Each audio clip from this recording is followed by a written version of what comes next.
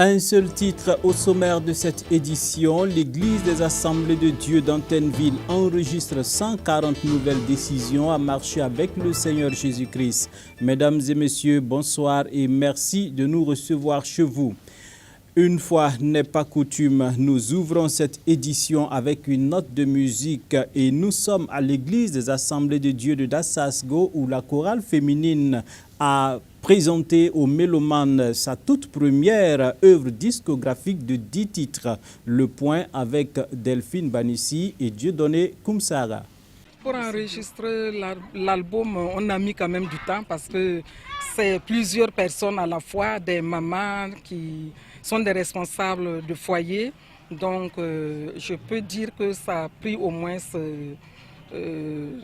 3-4 mois quand même pour bien mettre cet album sur le marché.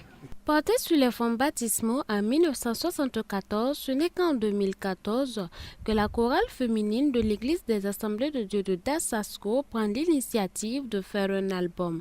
4 ans plus tard, le tout nouveau-né avec 10 titres est présenté à la presse. Chanter, c'est bien, mais il faut porter la voix encore un peu plus loin. C'est pour cela que l'idée est née de faire cet album afin que de gauche à droite, que ce soit en Afrique ou hors de l'Afrique, que chacun soit inspiré aussi de notre message. C'est un message que nous voulons transmettre dans le monde entier. C'est pour cela que nous avons émis l'idée d'avoir cet album. Le thème central, c'est que Jésus est la vie. C'est Jésus qui sauve, que c'est Jésus qui guérit. C'est Jésus notre vie. Voilà. Avec plus de 70 membres, la chorale féminine de l'Église des Assemblées de Dieu de Dassasgo chante exclusivement en langue nationale morée les hauts faits du Seigneur et annonce le salut en Christ Jésus. Et les différents titres, nous avons Parasisa Jésus fou, ça veut dire que la femme qui a touché à l'habit de Jésus. Et on a encore Dunia Farda, ça veut dire le sauveur qui arrive. Jésus va bientôt arriver, c'est lui notre sauveur. Ontaraba, ça veut dire que nous avons un père et ce père-là c'est bien Jésus. Dunia Farda Wata, ça veut dire que le sauveur du monde arrive. Farda Kabezinga Toye, on n'a pas le salut en d'autres lieux, c'est en Jésus-Christ. Voilà. Yumpila Yiwu, ça veut dire que cette femme avait cette perte de sang pendant 12 ans et voilà, elle a été guérie par la puissance de Jésus. Plus de 8 millions de francs CFA, c'est la somme injectée dans l'enregistrement de l'album à ce jour. Il faut noter que des 10 titres de l'opus, 3 ont fait l'objet de clips vidéo. Des concerts sont en vue afin de promouvoir la nouvelle œuvre discographique. 3 000 francs CFA, c'est à ce prix que l'on pourrait s'octroyer l'album à Jésus Yavim Konta de la chorale féminine de l'Église des Assemblées de Dieu de Dassasgo, laquelle église a pour pasteur principal le docteur Philemon Sabas Salam.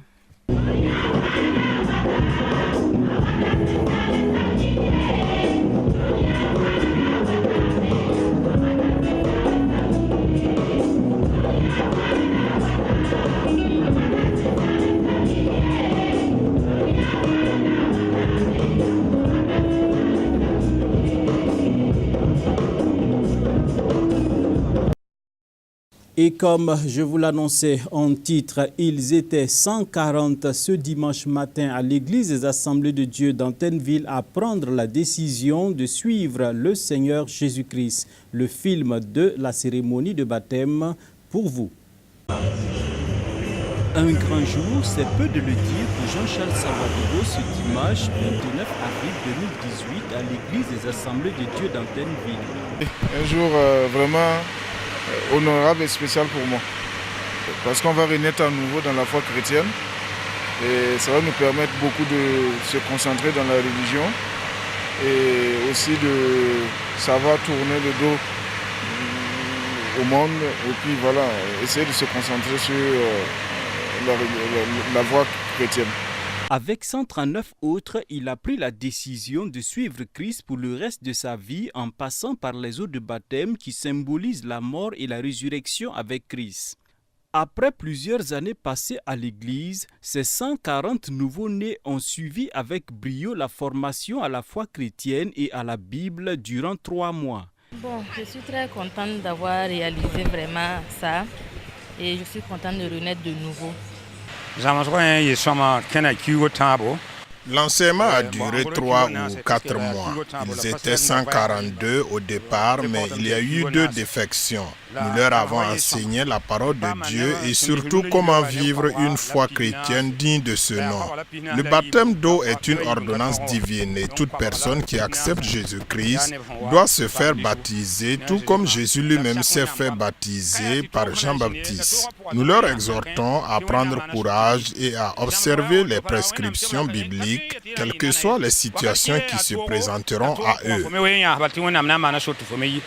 Au cours de ce culte spécial des nouveaux baptisés, le pasteur Michel Ouedraogo les a exhortés à vivre une vie pleine en Jésus-Christ en observant ses ordonnances et en se démarquant de la vaine manière de vivre. Notre engagement à suivre Christ, dira-t-il, ne doit pas être occasionnel ou momentané. Après avoir reçu le baptême d'eau, le chrétien ne devrait pas avoir une autre vie que celle de Christ. Les parents sont là, tous sont là, les amis sont là pour témoigner que désormais ils ont été baptisés au nom du Père, du Fils et du Saint-Esprit et ils sont désormais des chrétiens. Des conseils à leur endroit? Eh bien, qu'ils avancent, qu'ils s'accrochent à Jésus, qu'ils n'abandonnent pas, qu'ils n'aient pas de doute et qu'ils croient qu'il est mort, il est ressuscité des morts et il reviendra encore les chercher pour aller au ciel. Ce culte a été spécial à un double niveau.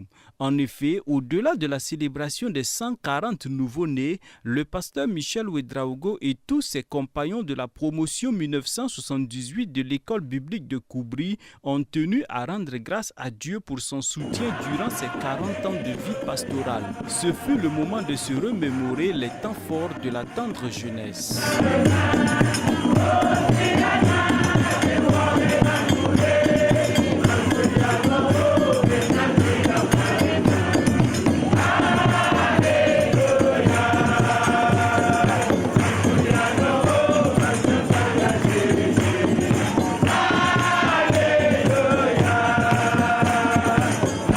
Ouvrons la page internationale et nous sommes au Nigeria où Boko Haram a encore endeuillé des familles en perpétrant un double attentat en réponse aux mots de remerciement formulés par le président Buhari à l'endroit de son homologue Donald Trump des États-Unis pour son soutien dans la lutte contre le terrorisme.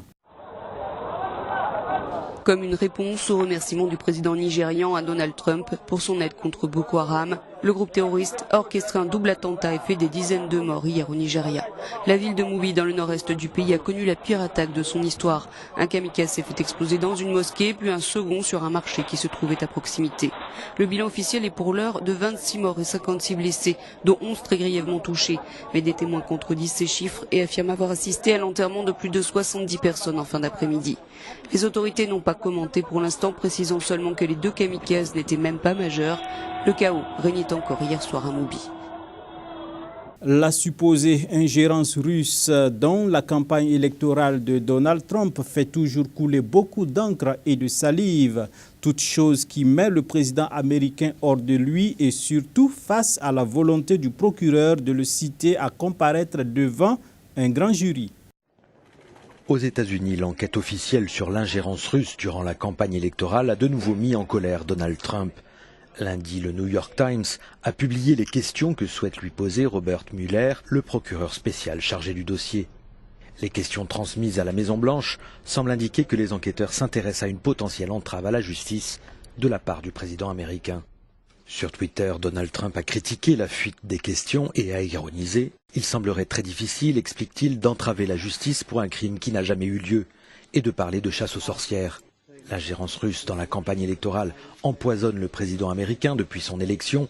Le Washington Post a révélé mardi que le procureur Mueller aurait menacé Donald Trump de le citer à comparaître devant un grand jury si le président refusait de répondre aux questions des enquêteurs fédéraux. Et puis, une bonne nouvelle pour les utilisateurs de Facebook, ils pourront désormais effacer leurs données de navigation. L'annonce a été faite par le directeur général de Facebook lui-même. On se rappelle qu'il avait été auditionné par le Congrès américain sur le risque d'ingérence politique. Un mois après l'annonce du pillage massif des données personnelles sur Facebook, le patron du premier réseau social mondial multiplie les annonces. Mark Zuckerberg a dévoilé mardi une nouvelle fonctionnalité. Les utilisateurs pourront désormais effacer leurs données de navigation. Ainsi, vous allez pouvoir utiliser cet outil pour voir les informations sur les applications et les sites web avec lesquels vous avez interagi. Vous pourrez effacer toutes ces informations de votre compte et vous serez même autorisé à les désactiver. Cette annonce intervient 15 jours après l'audition de Mark Zuckerberg devant le Congrès américain. Face au risque d'interférence politique, le PDG de Facebook s'est engagé à mettre en œuvre une série de mesures pour corriger les dérives dans la gestion des données du réseau social. Nous exigeons que l'identité de tous ceux qui diffusent des publicités politiques ou qui diffusent de grandes pages de pub soit vérifiée. Nous allons rendre les publicités plus transparentes. Mardi, Zuckerberg en a surtout profité pour annoncer le lancement d'un service de rencontre gratuit sur Facebook. Cette information a aussitôt fait chuter l'action d'un des principaux sites de rencontres payants aux États-Unis. C'est ici, dames et messieurs, que nous mettons un terme à cette édition. Demain, nous commémorons la journée mondiale de la liberté de la presse. Et d'ailleurs, sur le sujet, Reporters sans frontières vient de publier, sinon de dévoiler le classement de la liberté de la presse en 2017 dans le monde. Le Burkina Faso est classé 5e en Afrique et occupe la première place en Afrique francophone comme en 2016. Bonsoir et à demain.